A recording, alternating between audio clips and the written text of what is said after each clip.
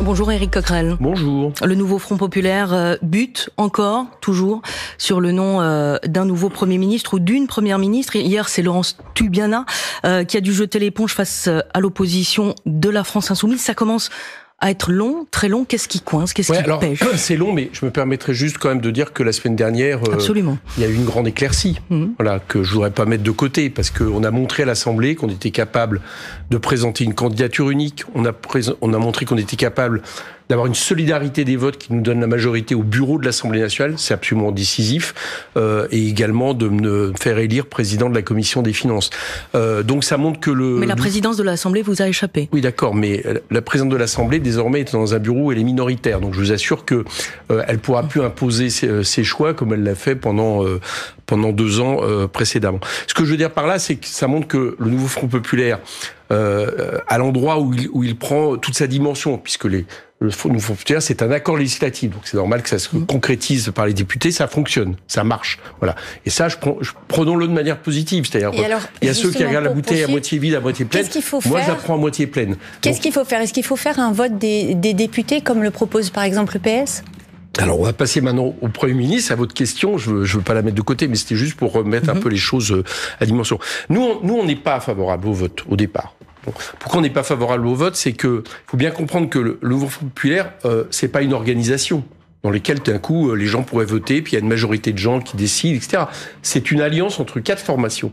Et on voit bien que si on impose un choix par un vote des députés à une de ces formations, bon, bah, elle a plus forcément la possibilité de se sentir reconnaître dans ce gouvernement, et le Nouveau Front Populaire, du coup, ne fonctionne plus.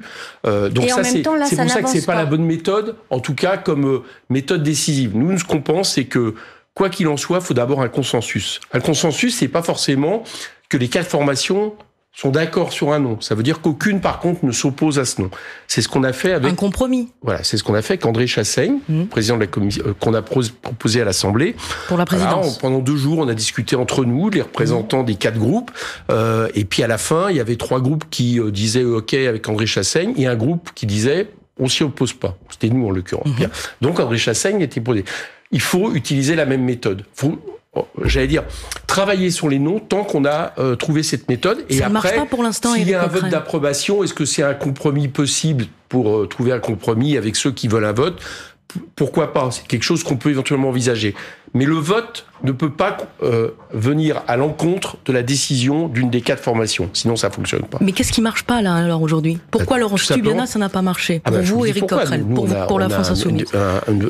Politiquement, on estimait que les prises de position de Laurence Tubiana, notamment il y a peu de temps, où elle appelait dans une tribune un espèce de compromis possible avec une partie de des macronistes, quitte un peu à raboter le programme, nous, ça nous rassure pas. Nous, on veut un Premier ministre qui va appliquer le programme, qui est d'accord avec le programme du Nouveau Front Populaire. Est-ce qu'il faut revenir vers Huguette Bello, alors, dans ces cas-là? Nous, on pense que oui. Voilà, on pense que c'est possible. C'est une proposition. On pense que Huguette Bello était et reste la bonne solution. Pourquoi elle reste la bonne solution? Parce qu'elle est proposée par le Parti communiste français, que on voit bien qu'elle a des prises de position depuis quelques années, notamment, elle a soutenu Jean-Luc Mélenchon, mais que la manière dont elle dirige son exécutif à La Réunion, et elle dirige un exécutif, ce qui est extrêmement important, elle le fait avec toutes les parties prenantes du Nouveau Front Populaire, déjà. Deuxièmement, c'est une femme qui a une expérience de parlementaire, qui a une expérience d'exécutif, qui est engagée dans les combats antiracistes. Et enfin, elle a un gros avantage, c'est qu'elle vient d'outre-mer. Et ça serait la première fois qu'on aurait une femme première ministre venant d'outre-mer. Et je pense que vis-à-vis d'Emmanuel Macron, c'est très difficile pour lui de la récuser dans la situation de la France actuelle vis-à-vis ça veut dire que vous restez aujourd'hui, en tout cas la France Insoumise reste sur ce nom. Ça veut dire que les autres noms qui circulent, on entend parler de Benoît Hamon, de Cécile Duflot, pour l'instant, c'est quoi? Ce sont des rumeurs, ce sont des... Moi, je vais vous dire, je pense que c'est un peu dommage que des noms aient circulé comme ça, parce que pour qu'on y arrive, on ne doit pas faire des négociations et des discussions devant les médias, quoi. Parce que c'est pas bon. Mais elle continue vraiment. Y compris d'ailleurs, c'est pas très bon, c'est pas très agréable pour les noms cités s'ils sont récusés. Donc il faut continuer. Il y a des. Mais est-ce qu'elle continue ces discussions aujourd'hui, oui, bien sûr, tous les jours, toutes les heures, entre vous, entre tous les partis, hier soir, entre tous vos représentants? Elles auront lieu encore aujourd'hui. Ouais. Bon, j'ai vu que le Parti socialiste avait mis une date butoir aujourd'hui. C'est sa décision. moi je dis attention à la fois on est pressé par le temps. Je vais pas nous dire. Ça veut dire que vous n'avez pas de date butoir. C'est pas nous qui l'avons posé, et puis n'allons pas nous mettre dans un entonnoir où il y a un échec parce qu'on n'arrive pas aujourd'hui à trouver le nom qui va bien. Et ou en les même noms temps, qui vont vous bien. pouvez comprendre la lassitude des électeurs, l'exaspération qui s'entend de cette attente. Mais je comprends tout à fait, mais je voudrais revenir quand même un petit peu en arrière, parce qu'il y a quand même un personnage dont on ne parle pas aujourd'hui, c'est Emmanuel Macron. Voilà. Emmanuel Macron, je le dis à nos électeurs, pour l'instant, n'a pas une seule fois dit qu'il entendait proposer au nouveau Front populaire de gouverner la France. C'est ce que dit Manuel Bompard d'ailleurs, le coordinateur de votre parti. Vous attendez que le chef de l'État vienne vers vous et vous dise il faut former un nouveau gouvernement. Le chef de l'État, il a une majorité, même relative, c'est ce qui lui est arrivé en 2022, il appelle les chefs de parti, il leur dit proposez-moi un nom. Il ne l'a pas fait. Donc nous-mêmes n'allons pas, endosser une responsabilité qui n'est pas la nôtre. Alors je répète parce que je veux pas de langue de bois, oui, il faut trouver un nom rapidement. Ne serait-ce que parce que la semaine dernière, on a redonné de l'espoir en montrant qu'à l'Assemblée, ça marchait bien, et que donc nous avions potentiellement des majorités à l'Assemblée. Je pense que c'est important de le dire pour faire passer nos textes. Bien. Donc il faut trouver un nom rapidement, mais n'allons pas nous coincer forcément sur une date. Si on trouve aujourd'hui, c'est très bien. Si on trouve dans les jours à venir, c'est très bien aussi. Vous parlez des textes, Éric Coquerel. À l'instant, Mathilde Panot fait savoir qu'une proposition de loi va être déposée pour abroger la réforme des retraites aujourd'hui. C'est parfait. Vous nous confirmez ? Vous le confirmiez, vous le saviez, vous étiez au courant. Non, mais par contre, je l'ai proposé sur notre liste de parlementaires, donc je suis très content que... Pourquoi aujourd'hui ? Pourquoi il faut la poser ? Pourquoi aujourd'hui on dépose cette proposition ? Parce que si on veut qu'à la rentrée elle soit examinée, il faut la poser à un moment donné. Et c'est une excellente idée. Je vais vous dire pourquoi. C'est que vous savez pourquoi cette proposition de loi n'a pas réussi à revenir devant l'Assemblée, parce que moi, j'avais estimé qu'elle n'était pas contraire à l'article 40. C'est l'article 40, c'est l'article qui interdit de créer des dépenses sans recette, voilà, parce que le texte me semblait correct. Et puis, pour essayer de contraindre ce choix, la présidente de l'Assemblée a fait voter le bureau de l'Assemblée pour m'imposer le choix de l'article 40. C'est un peu un détail, mais elle a mis son veto grâce au bureau de l'Assemblée.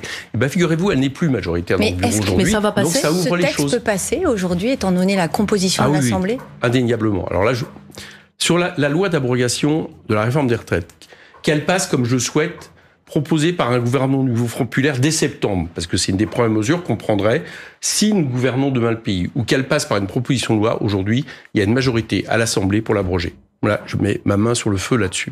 Vous êtes aussi fraîchement réélu président de la Commission des Finances. Ça veut dire que vous considérez que vous êtes dans l'opposition ? Au gouvernement actuel, oui. Et que si demain il y a un gouvernement à gauche, vous démissionnerez ? Évidemment. Vous laisserez votre place. La loi qui oblige le fait que le président de le président de la Commission des Finances est dans l'opposition. Donc si demain on est dans la majorité d'un gouvernement, je démissionne. Et en attendant, la Commission des Finances travaille sur un texte de budget ? Oui, elle travaille parce que j'ai voulu qu'avant de clore cette session, on nomme les rapporteurs, tous les rapporteurs qui vont avoir pour charge de poser des questions au gouvernement. Voilà. Parce que le budget, on le rappelle, ce sera un des premiers textes qui sera... On est déjà très en retard du fait de la dissolution. On n'a pas eu du tout de présentation de texte. Donc il faut que cet été, d'une manière ou d'une autre, ça travaille. On veut donner la possibilité à des rapporteurs de poser des questions. Et dès la rentrée, ce que je compte faire, puisque dans le cas où c'est pas un gouvernement nouveau Front populaire, qui est, vous savez, ma préférence, manifestement, le gouvernement aujourd'hui, Emmanuel Macron imagine qu'on arrive vers l'Assemblée, fin septembre, pour nous proposer une loi de finances. Moi, je ne suis pas d'accord avec ça. Moi, je demanderais que ma commission siège dès début septembre, de façon à interpeller les ministres. En session extraordinaire, alors ? Non, ma commission n'a pas besoin de session extraordinaire pour siéger. Ça, c'est pas le problème, c'est moi qui le décide. Donc, je demanderai qu'elle siège de façon à ce qu'on puisse commencer à avoir un aller-retour avec les ministres qui seront à ce moment-là en poste.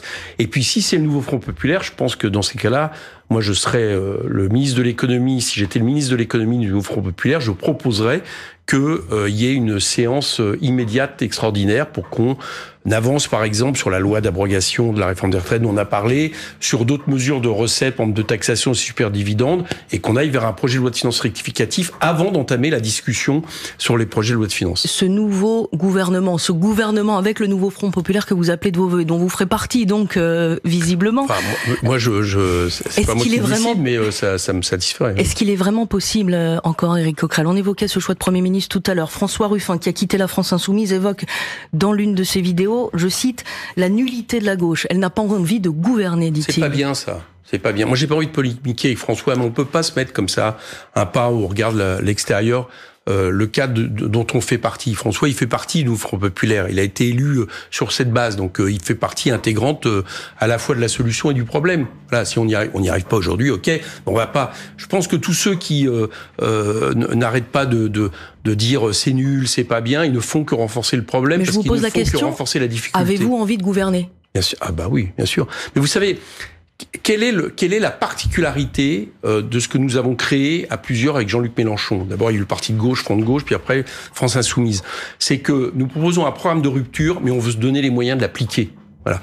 Et donc, qui peut douter de notre volonté de gouverner quand nous avons proposé un candidat qui a fini à 22% présidentiel. Et en même temps, ce même candidat s'exprime dans la presse européenne Jean-Luc Mélenchon, en disant que l'échéance finalement importante, celle qui compte, ce n'est pas le gouvernement d'aujourd'hui, mais 2027. Mais dire que l'échéance sur laquelle on sait qu'on est dans une phase électorale, elle n'est pas terminée, d'accord ? Emmanuel Macron aujourd'hui a dissous, il y a eu des élections qui nous ont donné le point, c'est-à-dire qu'on est en tête. Voilà, c'est déjà pour la suite, c'est déjà positif, mais on sait qu'on peut pas isoler cette élection et ce moment des élections à venir qui viendront. Peut-être une dissolution dans un an, puisqu'on n'a pas le droit de dissoudre avant un an.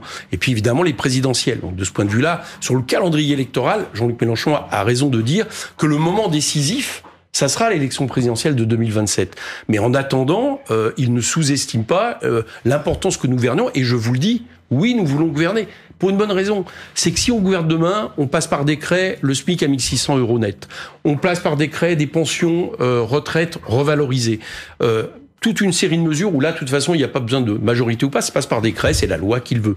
Et nous proposons l'abrogation de la réforme des retraites. Donc oui, il faut qu'on gouverne pour faire tout ça, et vous verrez que les Français seront satisfaits qu'on fait tout ça, et que ça sera difficile après à des parlementaires de s'opposer à d'autres propositions qui iront dans le sens de l'intérêt général. Éric Coquerel, la donne politique, elle va pas changer. Dans l'immédiat, est-ce qu'il faut pas changer de culture politique tout de suite, de passer au compromis ? Mais c'est quoi le compromis pour vous ? Je vous pose la question parce que visiblement si c'est le compromis de dire que chacun fasse un pas vers l'autre, de se mettre d'accord. Je sais pas qui est le chacun. Je sais pas. Aujourd'hui, moi, j'entends par exemple du côté de la majorité des macronistes, même des macronistes dits entre guillemets de gauche, par exemple, ils disent il n'est pas question d'abroger la réforme des retraites. Il n'est pas question d'imposer davantage les plus riches de notre pays qui ont été largement avantagés par Monsieur Macron. Donc vous voyez bien qu'il n'y a pas de compromis à trouver. C'est deux logiques différentes. Bon, le seul compromis qui est acceptable, celui-là, moi je le mets sur la table, c'est que on a un programme, on veut l'appliquer. À un moment donné, avec l'Assemblée, je suis pour reparlementariser la vie politique française. C'est-à-dire que si, je vous donne un exemple concret pour que tout le monde comprenne bien, il est hors des questions de revenir sur une proposition que nous avons mise sur la table, qui est par exemple de taxer les superdividendes. Hors de question. Maintenant, si le seuil doit être légèrement abaissé pour avoir une majorité à l'Assemblée, ça c'est entendable. C'est-à-dire de trouver à un moment donné, des modalités dans les grands principes. Mais vous voulez pas que vos grands principes soient modifiés. On ne doit pas en rabattre. Mais pourquoi ? Parce qu'ils ont une cohérence.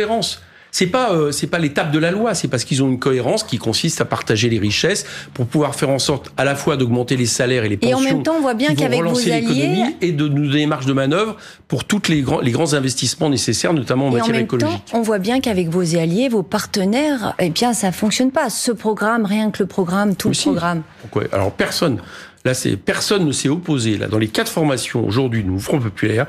Personne ne dit qu'il faut pas appliquer le programme. Ça n'existe pas. Rien que le programme. Il y a, autour de la table, les gens disent on veut appliquer le programme. Voilà. Il y a quelques personnes à l'extérieur parfois qui font partie de ces groupes qui disent non, on pense qu'il faudrait prendre quelques mesures pour trouver des compromis avec je ne sais qui, mais c'est pas les personnes qu'on a aujourd'hui autour de la table. Mais toujours pas d'accord, toujours pas de proposition, et vous laissez le champ libre à l'opposition, à la droite. Vous trouvez qu'on laisse le champ libre à la droite ? Je vous pose la question. Alors, ceux qui ont voulu faire en sorte de me battre à la présidence de la Commission des Finances doivent trouver que c'est un peu optimiste comme appréciation. Non, parce que c'était la droite qui devait prendre la présidence. Éric Coquerel, le président de la République, vous l'avez évoqué tout à l'heure, Emmanuel Macron, s'adresse ce soir, prend la parole ce soir sur les antennes de Radio France et France Télévisions. Il a appelé par ailleurs à une trêve olympique. Elle est possible, cette trêve, aujourd'hui ? Elle n'est pas souhaitable. Pourquoi ? Moi, parce que moi, je trouve que les Jeux Olympiques, c'est une belle épreuve et tout ça. Bon, on peut discuter de la manière dont elle se prépare et le côté ultra sécuritaire de ces Jeux que je conteste. Mais par contre, ça peut pas être un effacement de la vie dans le pays. C'est pas possible. Mais ça veut dire quand même où on a été voir que le sport justifie qu'il n'y ait plus de vie politique dans ce pays. C'est pas acceptable. Et c'est une façon pour Emmanuel Macron de ne pas reconnaître le résultat du suffrage universel. Donc moi, ça me pose un problème. Je trouve que la démocratie, c'est quand même encore un peu plus important que les Jeux Olympiques, si vous voulez. Et la France Insoumise dépose donc aujourd'hui une proposition de loi pour abroger la réforme des retraites. Éric Coquerel, président de la Commission des Finances à l'Assemblée, député de la France Insoumise de Seine-Saint-Denis, merci d'avoir été l'invité de France Info. Merci.